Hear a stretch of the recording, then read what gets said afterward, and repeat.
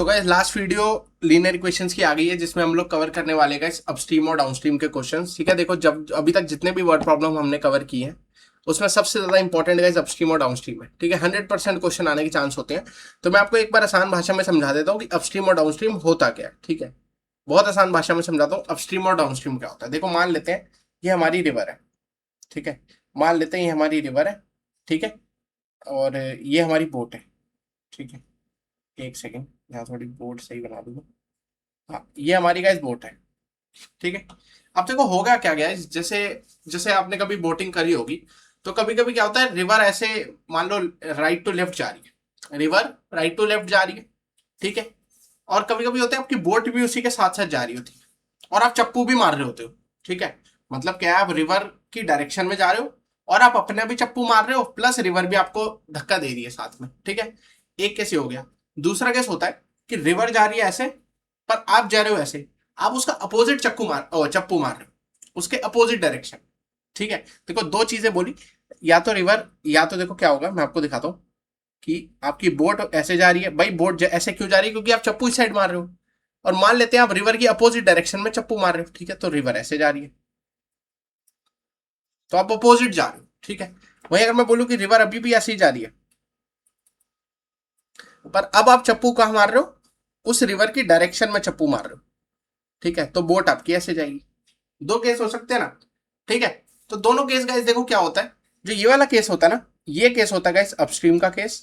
ठीक है, जिसमें हम क्या होता है, रिवर के अपोजिट डायरेक्शन में हमारी बोट को तैराते हैं। ठीक है, वहीं अगर मैं दोनों की सेम डायरेक्शन बोलूं तो ये हो जाता है हमारा डाउनस्ट्रीम का केस। ठीक है, क्योंकि तभी इसको डाउनस्ट्रीम बोला जाता है। क्यों डाउनस्ट्रीम बोला जाता है, क्योंकि नदी कहां बहती है, ऊपर से नीचे। तो डाउन मतलब ऊपर से नीचे जा रही है, स्ट्रीम मतलब आपकी बोट भी डाउन जा रही है, उसके नदी के साथ साथ जा रही है। ठीक है, मतलब आप जो बोट चला रहे हो वो नदी के साथ साथ डाउन स्ट्रीम में चला रहे हो। अपस्ट्रीम का मतलब क्या है कि पानी तो ऊपर से नीचे ही जाता है, पर आप अपोजिट आ रहे हो उसके, तो इसलिए उसको अपस्ट्रीम बोला जाता है। ठीक है, कि पानी तो नीचे ही जा रहा है पर आप उसके अपोजिट आ रहे हो। ठीक है, तो इसको बोला जाता है अपस्ट्रीम और इसको बोला जाता है डाउनस्ट्रीम। ठीक है, अब कैसे एक चीज ध्यान रखना, अपस्ट्रीम में भी आप आगे ही जा रहे हो। मान लो कि बोट रिवर ऐसे जा रही है और आप ऐसे जा रहे हो, रिवर ऐसे आप ऐसे, तो आप जा तो आगे ही रहे हो ना गाइस। मतलब क्या है कि आपका जो फोर्स है वो रिवर के फोर्स से तो ज्यादा है ना, आपकी जो स्पीड है वो रिवर की स्पीड से तो ज्यादा है ना। समझ रहे हो, समझ रहे हो ना बात को, तभी तो आप आगे जा पा रहे हो। अगर आपका फोर्स, आपकी आपकी वेलोसिटी या आपकी स्पीड रिवर से ज्यादा नहीं हुई, ठीक है, रिवर से ज्यादा नहीं हुई, तो रिवर आपको अपने साथ उल्टी डायरेक्शन में धक्का देने लग जाएगी, उल्टी डायरेक्शन में आपको ले जाने लग जाएगी, आपकी बोट फिर आगे नहीं जा पाएगी।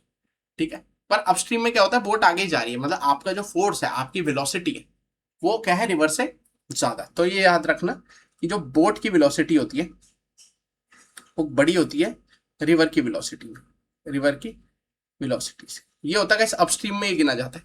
ठीक है, डाउनस्ट्रीम में तो दोनों सेम डायरेक्शन में जा रही है। अपस्ट्रीम में मैंने क्यों बताया है, क्योंकि अभी मैं आगे समझाऊंगा मैंने क्यों बताया है। ठीक है, चलो अब सीधा क्वेश्चन पे आ जाते हैं। ठीक है, तो आपको ये speed of boat in still water का मतलब क्या होता है कि आप कितनी, आप जब चप्पू मार रहे हो बोट में तब कितनी स्पीड है बोट की। देखो मैंने फिर से बताया कि जैसे ये ओशियन है या ये पानी है, ठीक है, ये आपकी बोट है, तो एक स्पीड तो रिवर की होगी और एक आपकी चप्पू मारने की होगी। ठीक है, एक बोट की होगी। तो दो स्पीड है, एक स्ट्रीम या करंट की होती है जो कि रिवर बोलते हैं, एक स्टिल वाटर में बोट की होती है जो कि ओरिजिनल स्पीड होती है बोट की। ठीक है, तो देखो डाउन स्ट्रीम में क्या होगा, आप देखो ध्यान से, डाउन स्ट्रीम में आपकी बोट भी ऐसे जा रही है, रिवर भी ऐसे जा रही है, तो दोनों की स्पीड प्लस हो जाएगी। भाई अगर आप भाग रहे हो और आपको पीछे से कोई धक्का मार दे किसी वेलोसिटी से, तो आप दोनों की वेलोसिटी प्लस हो जाती है, अपने रिलेटिव वेलोसिटी में पड़ा हुआ है। दूसरी चीज, अगर हम अपस्ट्रीम की बात करें तो एक्स माइनस वाई, मतलब कि बोट की ज्यादा स्पीड है पर रिवर सामने से धक्का मार रहा है, रिवर सामने से मार रहा है, तो रिवर हमें रोकने की कोशिश कर रही है, रिवर हमें रोकने की कोशिश कर रही है, तो हमारे में और उसकी स्पीड जो रिलेटिव है वो माइनस हो जाएगी। ठीक है, मतलब हमारी स्पीड, बोट की स्पीड माइनस क्या होगी, रिवर की स्पीड। ठीक है, तो ये आपको समझ गए होंगे। अब हम सीधा क्वेश्चन पे देखते हैं क्वेश्चन को कैसे टैकल करना है। ठीक है, आ जाओ। Ritu can row downstream 20 kilometre. तो देखो आपको इस क्वेश्चन को पहले तो सबसे पहले आपको लेट की दो स्टेटमेंट्स लिखनी होती है हर इस क्वेश्चन में, जो अपस्ट्रीम डाउनस्ट्रीम का होता है। अगर देखो दोनों ही निकालने को बोला है, find the speed of rowing and find the speed of current, तो दोनों को लेट कर लो। Let speed of boat in still water, in still water be x kilometre per hour. वहीं अगर मैं बोलूं लेट दूसरी चीज क्या है, स्पीड ऑफ वाटर बोल लो, रिवर बोल लो, करंट बोल लो, एक ही बात है। स्ट्रीम बोल लो, एक ही बात है। B Y kilometre per hour. ठीक है, चलो अब देखो आगे क्या दे रखा है, Ritu can row down stream, तो एक केस होता है अपस्ट्रीम का। ठीक है, अगले पेज पे समझते हैं, अगला पेज खाली छोड़ रखा है शायद मैंने। हाँ, तो एक केस होता है अपस्ट्रीम का, एक केस होता है डाउनस्ट्रीम का। ध्यान से समझेंगे, ठीक है। देखो अपस्ट्रीम में आपको स्पीड पता क्या हो जाएगी, आपकी जो स्पीड है वो क्या हो जाएगी, बोट की स्पीड माइनस रिवर की स्पीड। डाउनस्ट्रीम में जो स्पीड हो जाएगी वो क्या हो जाएगी, बोट की स्पीड प्लस रिवर की speed, kilometre per our, kilometre per hour. ठीक है, चलो आगे क्या दे रखा है, तो डिस्टेंस कितना ट्रैवल किया, Ritu can row 20 kilometre in downstream in 2 hours. तो डाउनस्ट्रीम में डिस्टेंस कितना चली, वो 20 किलोमीटर, और टाइम कितना लगा उसको, 2 आवर्स। वहीं अगर मैं अपस्ट्रीम की बात करूं, तो अपस्ट्रीम में क्या हुआ, 4 किलोमीटर अपस्ट्रीम में ट्रेवल किया इन 2 आवर्स। तो इसमें डिस्टेंस 4 किलोमीटर ट्रेवल किया, टाइम अभी भी उसको क्या लगा, 4 आवर्स। तो दोनों की इक्वेशन बना लेते हैं। तो आपको स्पीड डिस्टेंस टाइम का फॉर्मूला तो पता ही है, ठीक है। स्पीड क्या होता है, या स्पीड ही ले लेते हैं, नहीं चलो स्पीड ही लेते हैं। स्पीड क्या होता है, डिस्टेंस अपॉन टाइम होता है। ठीक है, पुट कर देते हैं वैल्यूज दोनों में। तो स्पीड है x-y, डिस्टेंस है 4, टाइम है 4। यहाँ पे स्पीड है x+y, डिस्टेंस है हमारा 20, ठीक है, और टाइम है 2। तो ये उधर जाके 4x-4y, या 4 से 4 काट देते हैं सीधा, तो हमारी x-y = 1 आ जाएगी यहाँ पे फर्स्ट इक्वेशन। यहाँ पे देखो 2x, यहाँ से 2 और 10 काट देते हो, x+y 10 आ जाएगा, सिंपल, कोई रॉकेट साइंस। अब आ जाओ दोनों को एलिमिनेशन से सॉल्व कर लेते हैं। तो एक आएगा x-y = 1, एक आएगा x+y = 10। ठीक है, तो कैंसिल कर देते हैं। तो 2x यहाँ 11 आ जाता है, यानी x आ जाता है हमारा 5.5 किलोमीटर पर आवर। ठीक है, 5.5 किलोमीटर पर आवर हमारी x आ जाती है। ठीक है, समझ गया ना, कोई दिक्कत तो नहीं हुई। एक बार मैं दोबारा डेटा चेक कर लूँ, मैंने सही लिखा है नहीं लिखा। 20 किलोमीटर इन 2 आवर्स, 4 किलोमीटर इन 2 आवर्स, सही है, बिल्कुल ठीक क्वेश्चन किया है। ठीक है, x आ गया 5.5, उसको आप इसमें पुट कर दो यहाँ पे। तो x-y = 1, सो 5.5 -y = 1, सो y इधर से आ जाएगा आपका 4.5 किलोमीटर पर आवर। ठीक है, देखो बहुत आसान क्वेश्चन है। ठीक है, ये थोड़ा इजी था क्योंकि इसमें टाइम और डिस्टेंस दे रखा है। अब कुछ कुछ क्वेश्चन होते हैं जिसमें इन दोनों में से और एक चीज नहीं दी होती। ठीक है, स्पीड तो वैसे ही नहीं हमें निकालनी होती है दोनों, प्लस आपको डिस्टेंस और टाइम में से डिस्टेंस या टाइम नहीं दिया होगा। ठीक है, ठीक है, जिससे थोड़ा सा कॉम्प्लेक्स हो जाता है क्वेश्चन, बाकी कोई दिक्कत नहीं है। देखो मेन कॉन्सेप्ट याद रखना है, अपस्ट्रीम की स्पीड कैसे आई, डाउनस्ट्रीम की स्पीड कैसे आई, डेटा गिवन लिखना है, इक्वेशन बनानी है। ठीक है, समझ गए, कोई दिक्कत। ये स्पीड और डिस्टेंस टाइम के तो हमने देखो पिछली क्लास में भी किए थे क्वेश्चंस, ठीक है, जिसमें हमें फॉर्मूला यही लगाया था। ठीक है, आ जाओ अगले क्वेश्चन पे बढ़ते हैं। अगला क्वेश्चन देखो, अगला क्वेश्चन थोड़ा अच्छा है। ठीक है, अगले क्वेश्चन में थोड़ा ना, देखो दोनों दो केस हैं पर अलग अलग हैं दोनों, ध्यान से देखो। यहाँ फर्स्ट केस लिखते हैं। ठीक है, देखो फर्स्ट केस में 30 किलोमीटर अपस्ट्रीम चली प्लस 44 किलोमीटर डाउनस्ट्रीम चली, और टाइम कितना लगा, 10 आवर्स।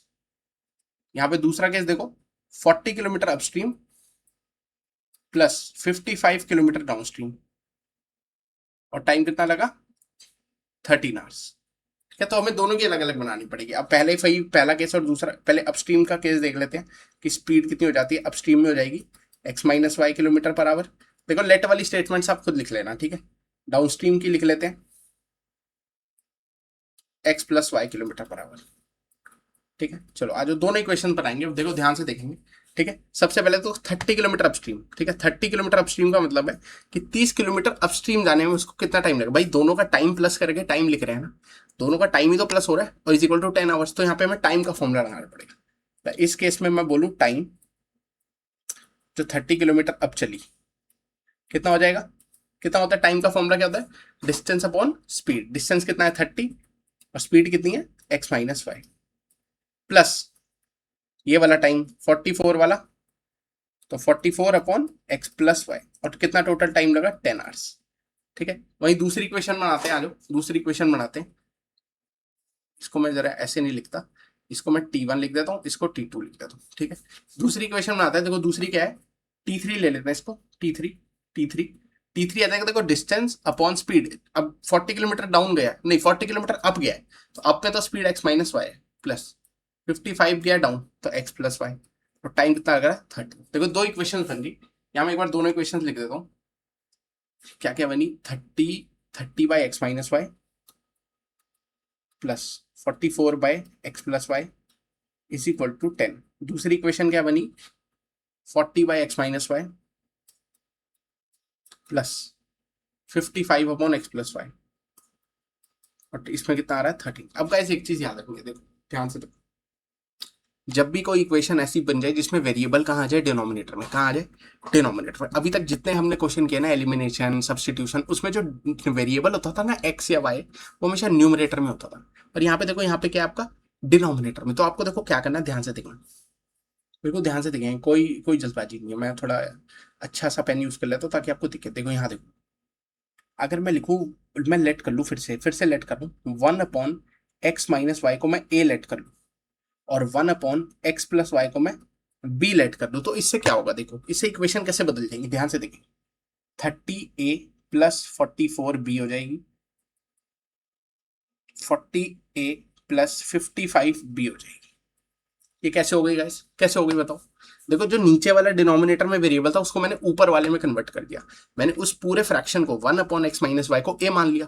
तो यहाँ पे अगर मैं बोलूँ, यहाँ देखो, इस चीज को ध्यान से देखेंगे, इसको मैं थोड़ा जूम करके दिखाता हूँ। ये ऐसे ही तो लिखा हुआ है, ये ऐसे ही तो लिखा हुआ है। तो इसमें जो ये वाला पार्ट है, जो ये वाला पार्ट है, इसको मैंने कैसे लिख दिया, इसको मैंने कैसे लिख दिया, ए लिख दिया। तो वो ए जो है वो 30 के साथ आ जाएगा। ऐसी का 44/x+y को भी उसको अलग करके लिखा 1/x+y, और उसको बी मान लिया। तो क्या हुआ, जो नीचे वेरिएबल है ना वो ऊपर आ गया, बी ऊपर आ गया उस पूरे की जगह पर। ठीक है, चलो इन दोनों को अब हम सॉल्व करते हैं एलिमिनेशन से। तो मैं ऊपर वाली इक्वेशन को, पेन बदल लेते हैं, ऊपर वाली इक्वेशन को 4 से कर देता हूं और इस वाली इक्वेशन को 3 से कर देता हूं। देखो क्या होगा, ध्यान से देखेंगे। तो 120a प्लस 6, ठीक है, 176b इज इक्वल टू 40। दूसरी देखेंगे 120a, ये भी 120a हो जाएगी, plus 516b is equal to 39।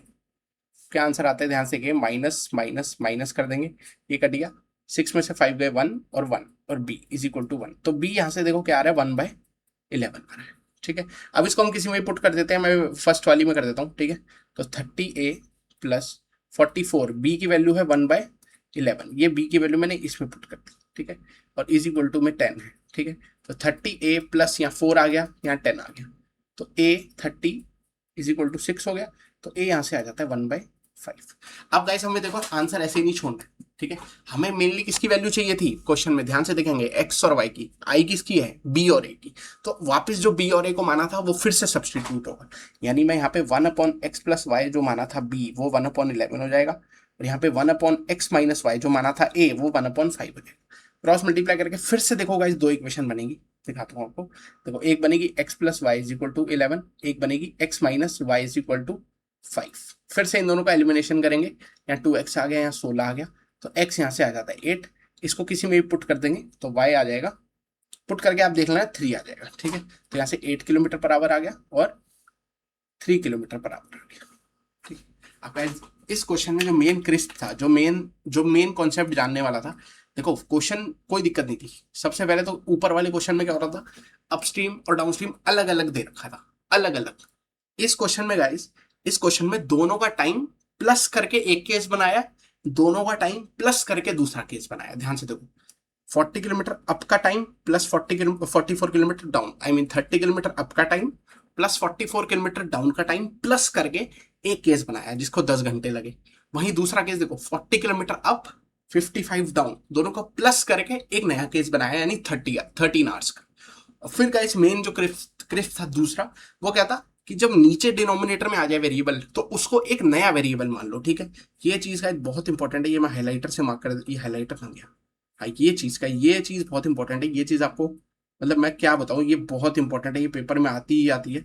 ये जो क्वेश्चन है ना, जिसमें क्या होता है कि जिसमें हम वेरिएबल को डिनोमिनेटर से न्यूमरेटर में कन्वर्ट करते हैं, जिसमें हम वेरिएबल को डिनोमिनेटर से न्यूमरेटर में कन्वर्ट करते हैं, तो उस केस में क्या करते हैं हम लोग, उस डिनोमिनेटर वाले को पूरा उठा के एक नया वेरिएबल मान लिया जाता है, उस डिनोमिनेटर वाले को उठा के एक नया वेरिएबल मान लिया जाता है। ठीक है, समझ गए गाइस। फिर हमने इक्वेशन बनाई, फिर पहले जो वेरिएबल नया माना उसकी वैल्यू निकाली, फिर उसको पुराने वाले में सब्स्टिट्यूट करके फिर उसकी ओरिजिनल वेरिएबल्स की वैल्यू निकाली। ठीक है, मतलब पहले जिसमें ए और बी माना नया, तो पहले ए बी निकाला, फिर ए बी को सब्सटीट्यूट करके वापस दो इक्वेशंस बनाई, देखो राइट साइड में दो इक्वेशन बना के ओरिजिनल हमने वेरिएबल्स की वैल्यू निकाली। ठीक है, तो गाइस ये बहुत इंपॉर्टेंट है। ठीक है, ये मैं अपस्ट्रीम डाउनस्ट्रीम की बात नहीं कर रहा, अपस्ट्रीम डाउनस्ट्रीम वर्ड प्रॉब्लम में भी आता है ये वाला कॉन्सेप्ट, जिसमें हमारा वेरिएबल डिनोमिनेटर में होता है। ये कॉन्सेप्ट गाइस आपका नॉर्मल सब्स्टिट्यूशन में भी आ सकता है, तो वहां पे भी आपको ध्यान रखना है। ठीक है, तो गाइस ये अपस्ट्रीम डाउनस्ट्रीम का क्वेश्चन है दो, और आपको ये वाला खुद करना है। ठीक है, और एक और है क्या? नहीं, एक और नहीं है, ये वाला आपको गाइस खुद करना है ट्राई। ठीक है, बहुत आसान है, ये 40 मिनट्स को आपको आवर में कन्वर्ट करना है, ये ध्यान रखना, इन आवर्स। ठीक है, इस 40 मिनट्स को आर में कन्वर्ट करना, ये पहले वाले क्वेश्चन की तरह है। दूसरा वाला का क्वेश्चन, जो दूसरे टाइप का क्वेश्चन जो मैंने कराया है, उसका एक मैं होमवर्क डाल दूंगा डिस्क्रिप्शन में। ठीक है, बाकी गाइस इस वीडियो में इतना ही, बहुत इंपॉर्टेंट वीडियो है गाइस, ये बहुत इंपॉर्टेंट, अपस्ट्रीम डाउनस्ट्रीम 100% आता है। ठीक है, आपको ध्यान से समझना कि अपस्ट्रीम क्या होता है, डाउनस्ट्रीम क्या होता है। ठीक है, और बाकी आई बटन पे आपको प्लेलिस्ट मिलेगी मैथ्स की, जिसमें हमने लीनियर इक्वेशन का हर तरीके का वर्ड प्रॉब्लम किया है। ठीक है, तो गाइस और पॉलिनोमियल्स भी कर रखा है। ठीक है, तो बस मिलते हैं गाइस नेक्स्ट वीडियो में। ये वीडियो देखो सबसे लंबी गई है 16 मिनट की। ठीक है, क्योंकि ये टॉपिक बहुत इंपॉर्टेंट है। ठीक है, तो मिलते हैं नेक्स्ट वीडियो में, तब तक के लिए take care, goodbye and have a nice day.